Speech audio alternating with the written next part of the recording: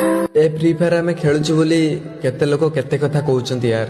किए कहउची गेम टाको खेलिकी ता लाइफ टाको बर्बाद कर देलानी, हाउ किए कहउची एटा गोटे कार्टून गेम खेलिकी टाइम वेस्ट करची। किंतु केही भी जानि नांती या आम पई गोटे गेम नुहे यार, या आम इमोशन आम कष्ट को भूलिबा पाई ना हम ए फ्री फायर को खेलिकी टिके खुशी होउछु। गोटे पुओ जिते भी दुख कष्ट थिले ना हम ए फ्री फायर को ही खेलिकी आम कह दो हाँ आम खुशी रहूँ। ए स्वार्थपर दुनिया रे मनीष तो लयालिटी निए, किंतु ए फ्री फायर टा लयालिटी बहुत। कहीं ना मु कहूँ 7-8 वर्ष है फ्री फायर खेलिकी ए पर्यंत केबे धोखा खाई नहीं, किंतु ए मनीष ना गोटे 2 दिन पर मिसिकी तापर धोखा दे पड़े।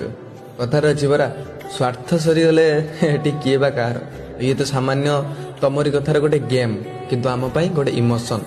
आम दुख कष्ट टाइम रे यही आम साथ देछि, आउ एको कोन आमे केबे भूली परिबो।